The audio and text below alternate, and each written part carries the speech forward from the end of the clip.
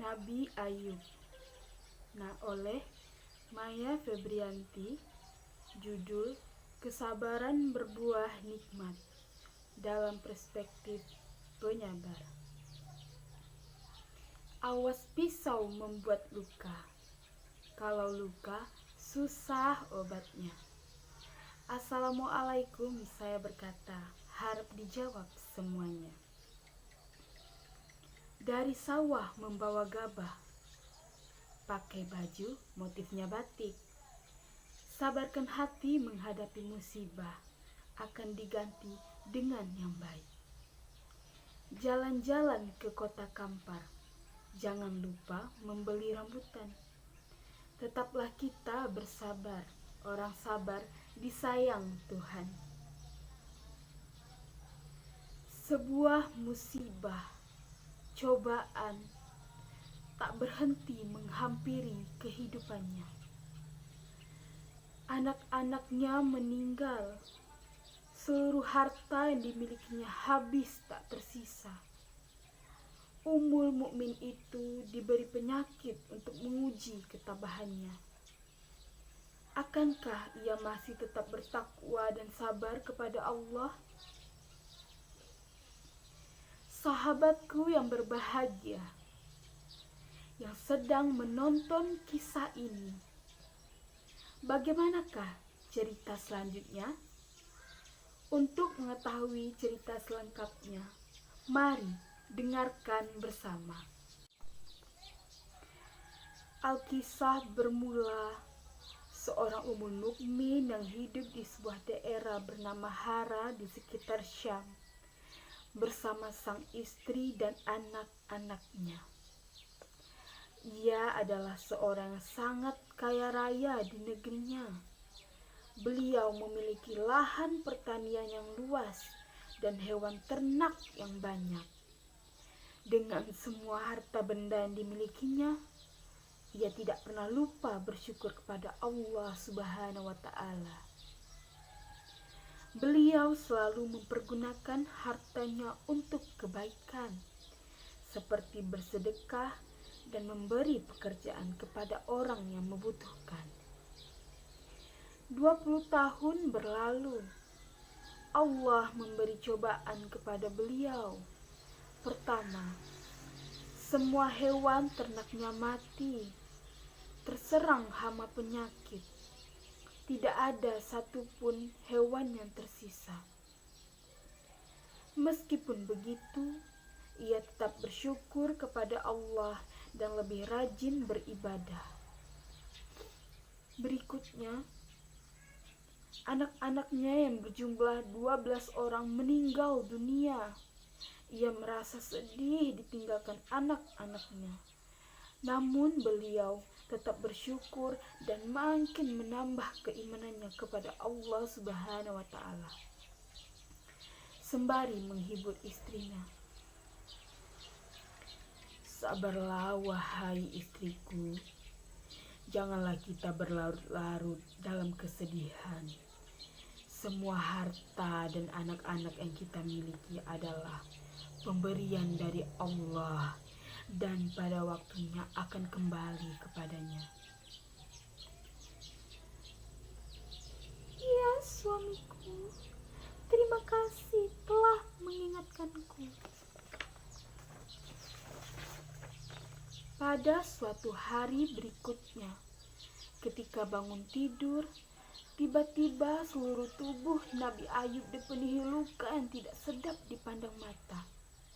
Meski begitu, beliau tetap bersyukur dan pasrah kepada Allah. Ya Allah, ya Rabbi, aku ikhlas menerima sepenuh hati. Hari demi hari berlalu. Penyakit Nabi Ayub semakin parah sehingga orang-orang di sekitarnya menjauhinya. Wahai Ayub, pergilah kau bersama istrimu dari negeri ini, setidaknya agar kami tidak khawatir akan tertular penyakitmu. Mendengar hal itu, Nabi Ayub hanya diam dan bersabar.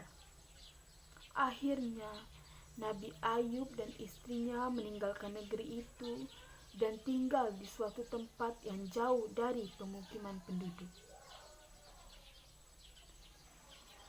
18 tahun berlalu.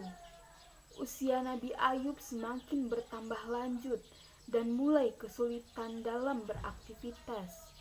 Selain disebabkan karena usia, juga karena penyakitnya yang tak kunjung sembuh. Setiap hari Nabi Ayub selalu bersabar dan berikhtiar sampai semua hartanya habis. Hal itu menyebabkan Nabi Ayub dan istrinya hidup serba kekurangan.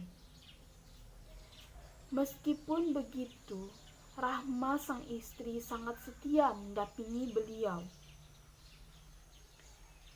Wahai suamiku, engkau adalah seorang nabi Allah. Pastilah Allah akan mengabulkan doamu jika engkau meminta kesembuhan. Aku merasa kasihan melihatmu kesulitan beribadah. Maafkan aku kalau lancang berkata seperti itu. Wahai Rahma istriku, ingatkah kau berapa tahun kita hidup dalam kenikmatan?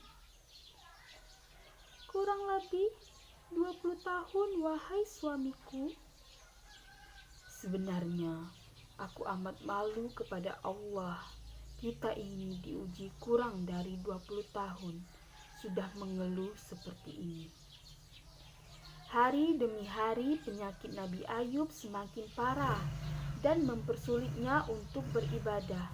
Ya Allah yang Maha Penyayang, ketika Engkau memberiku ujian, aku mencoba sabar menerimanya. Namun jika ujian itu mempersulit ibadahku kepadamu, maka kiranya Engkau angkat penyakitku ya Allah. Seketika itu terdengar suara dari langit seperti yang disebutkan dalam Al-Quran surah Syad ayat 42. Allah berfirman, hentakkanlah kakimu. Inilah air yang sejuk untuk mandi dan minum. Saat mendengar suara itu, Nabi Ayub bangkit dari ranjang dan menghentakkan kakinya ke tanah. Lalu muncullah air. Kemudian ia gunakan air yang memancar itu untuk mandi dan minum. Seketika itu, hilanglah semua penyakit dari badan Nabi Ayub. Ketika itu istri Nabi Ayub yang baru masuk ke dalam rumah kaget melihat sosok laki-laki di dalam kamar Nabi Ayub. Maaf, Anda siapa? Apakah Anda melihat seorang lelaki yang sudah lanjut usia berbaring di atas ranjang ini? Laki-laki itu berbalik badan dan berkata kepada Rahma, wahai istriku, tidakkah kau mengenaliku? Engkau Ayub?